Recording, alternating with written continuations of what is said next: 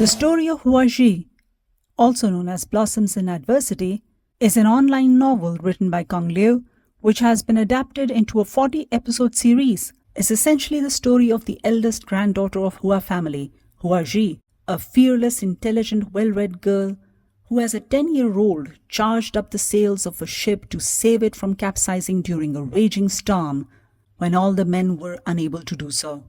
This is the first scene of the series. It introduces the heroine, who is also the hero of the story, and sets the tone for the rest of the show.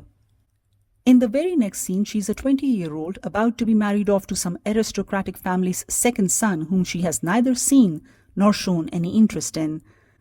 All hell breaks loose when her grandfather falls out of favor of the king, displeasing him with his honesty, and hence he, along with all the other male members of the family, are sent in exile to a cold, mountainous northern region to do hard labor and fend for themselves without any help, dignity, privilege, status, or hope.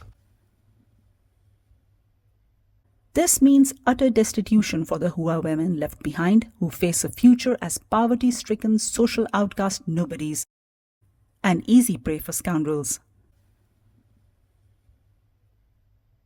Hua Zhi in the first episode lives in her own world, away from the rest of the family and their antics, engrossed in her grandfather's work, library, and life. So much so that it almost makes you wonder how this girl would have adjusted in another household after marriage, since she has no interest in anyone other than her grandfather, his work, and books. But once the family runs into trouble, it is Hua Zhi who steps up to the challenge. She is the one with the workable plan. She is the one who believes in the power of the women of her family to make something of themselves. She is the one who comes up with great business ideas to succeed in creating wealth slowly and steadily, and in the process regain their lost position in society and get the men of the family back from exile by paying off large sums of money as bailout packages. That is her dream and her hope, and she turns it into reality. Essentially, she is the girl who never gives up. She also has the ability to bring people together, to boost their morale and make them believe in themselves, treating everyone with kindness and generosity. Time and time again it is shown that she is large-hearted, helping the less fortunate ones without any ulterior motive. Even though her own family is struggling, she doesn't forget the disadvantaged people. So Hua Zhi is a very incredible and inspirational lead to root for. Of course, this tale may be set in the historical period, but there's nothing historical or medieval about the heroine. She is very much a modern progressive woman who marches to her own beat and leads from the front, the intelligence and heart side by side. However, it is very unrealistic to show that a girl like Hua Zhi, who may be well read but is also well protected, will know everything about everything in the real world. It's one thing to show that Hua Zhi is accomplished or has talent, but quite another to show that she is going to be a success in everything under the sun, which is what this drama is doing. It is unrealistic and off-putting. It is also off-putting to see her chide the male lead, who is an accomplished soldier, on how to fight his fights. The male lead is a cardboard, not a human being. His sole purpose for being in the drama is to show that a woman can have it all. He is there to show that a woman can be a leader, a businesswoman, a warrior. She can be outspoken, brazen. She can take the lead even in romance and have a robust life of her own, and yet have a doting, dutiful, progressive, good-looking man of muscle by her side who communicates well with her, discusses everything with her, and agrees to everything she says and believes in. Basically, he's playing second fiddle, supportive half role that women usually play in the lives of men of importance, in drama, film, or real life. This is the aspirational element of the drama, where it is telling women to not settle for weak men. I think the drama shortchanged the growth of male lead, whose character arc was written as being attracted to Hua Zhi because she represents fearless freedom, and he clearly wants to escape a life that has been determined for him by others, that is his uncle, the king, his father, his mother, and his cousins. But his arc is non-existent, his motivations and aspirations not accounted for. In fact, Hua Zhi does not even ask him about his day, his problems, his burdens, or his life, even after knowing his identity as a prince and head of security branch. There is even a scene in, I believe, episode 27, when she actually is thankful that he is not around due to princely and security-related matters, because she has been so busy that she wouldn't have had much time for him if he had shown up. And when he does show up, she is flippant about his challenges and responsibilities and dangers and goes straight to talk about her day and her problem. The refreshing aspect of this couple is that they talk to each other, and whatever that they find out about each other is through communication. A lot of conversation and dialogue is shown between them. So they are not just mooning over each other. So the male lead functions only as a cosmetic soundbox for Hua Zhi. He is of no importance or consequence other than that. And judging from the main trailer, he and Hua Zhi will set off on a ship to probably discover new lands and people by the end of this drama and have a life of adventure free from societal and regal expectations. Hence, he is the one who will give up his princely life of privilege and constant threats to live and love the woman of his choice far away from the maddening crowd and would-be inevitable concubines to support her mission in life. At least that's where the story is headed.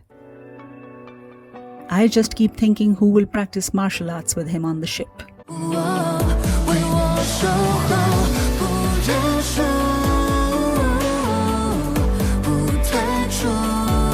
However, after some 20 episodes, you will start to see how one-sided and negative the production is.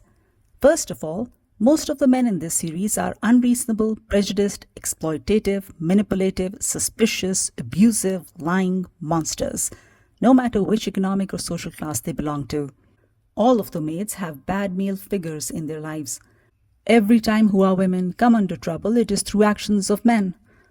Every guy who comes forward to help this family is a scoundrel. All of the men in the drama underestimate women's abilities.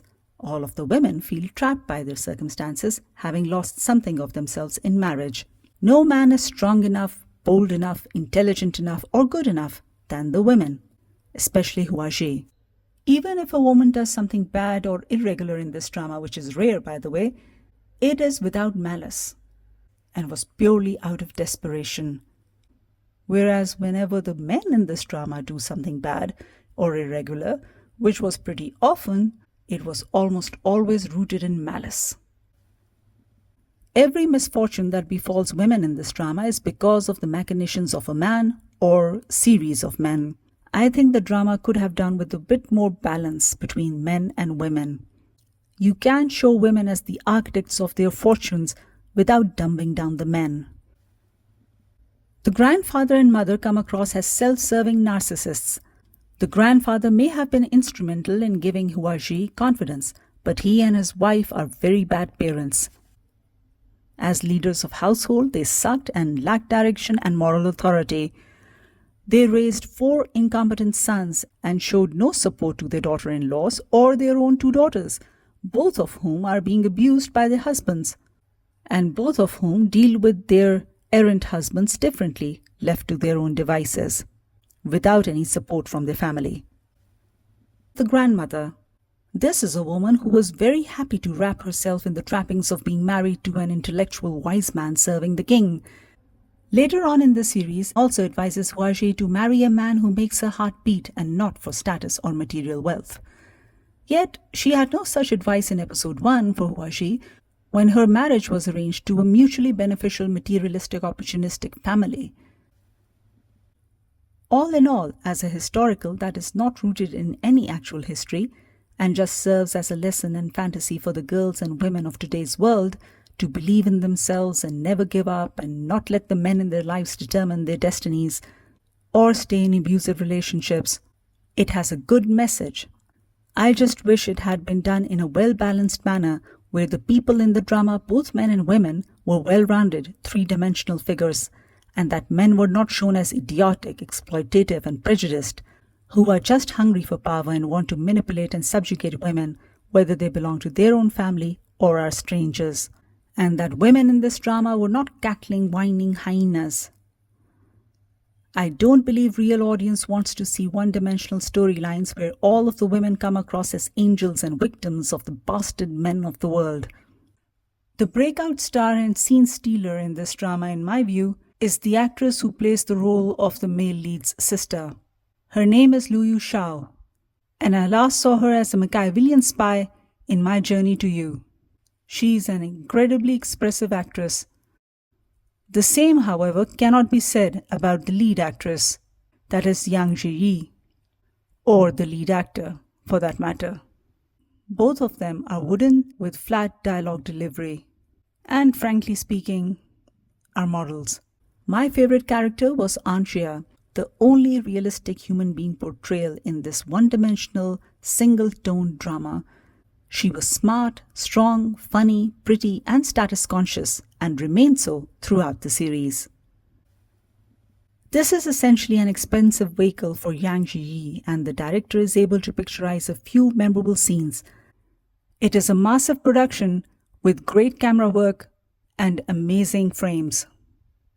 The songs are great. I especially love Lonely Flower Among Thorns and Night and Day. The BGM is okay. Otherwise, extremely forgettable. 29th episode has just released. 11 more to go. Right now limping to closure.